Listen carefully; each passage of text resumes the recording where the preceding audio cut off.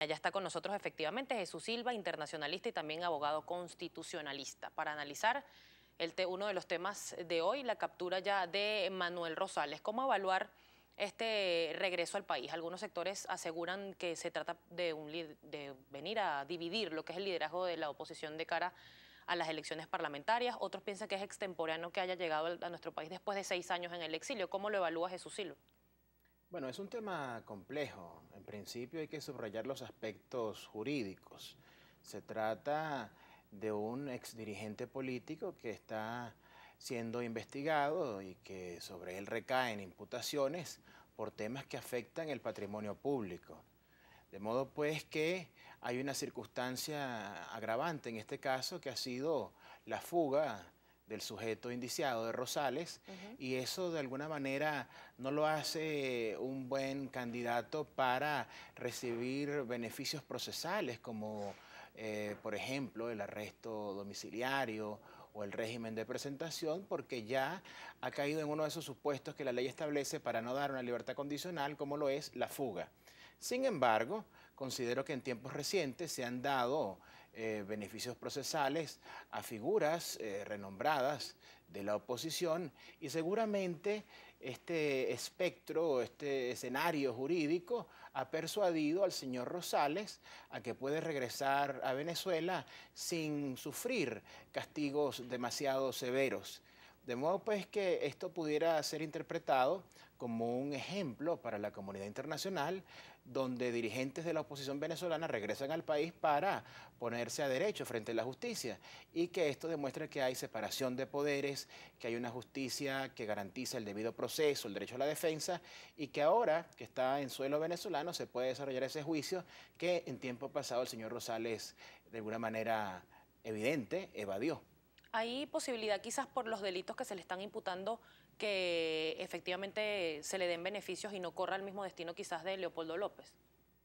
Bueno, recordemos que no hay hasta el momento, dentro de lo que conocemos, eventos de violencia que generen muertos o heridos en el caso de Manuel Rosales. Manuel Rosales se presentó a unas elecciones, obtuvo un resultado, fue derrotado por el entonces presidente Hugo Chávez, pero no fue un protagonista, hasta donde nosotros conocemos como observadores de la opinión pública, de llamados sistemáticos y permanentes a la confrontación en las calles, a la violencia.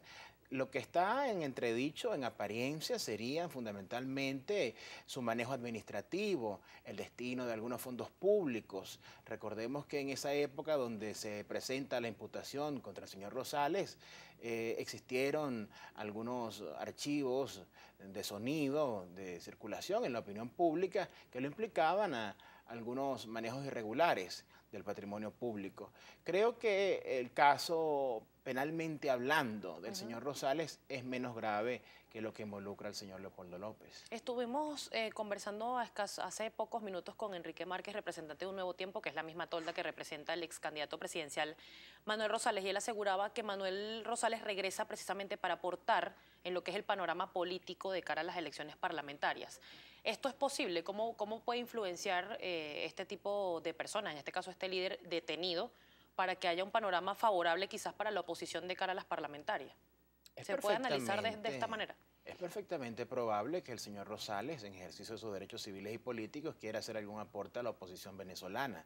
Recordemos que en la Constitución no hay ninguna medida que imponga el extrañamiento, es decir, el exilio del territorio nacional, ni siquiera para aquellos sujetos que son culpables de delitos. Sencillamente estos sujetos son juzgados dentro de nuestro propio país.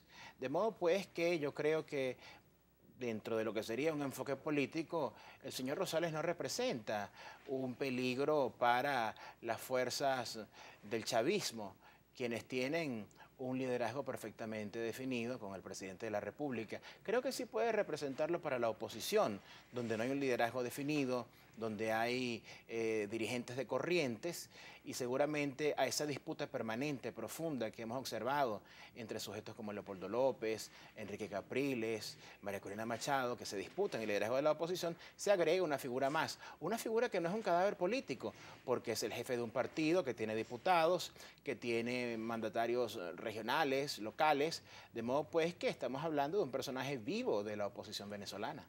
Rápidamente, porque no quiero despedir la entrevista. entrevista sin que nos ayude a analizar cómo se ve a nivel favorable para el presidente Nicolás Maduro este aumento del 30% que fue aprobado el día de ayer a nivel electoral.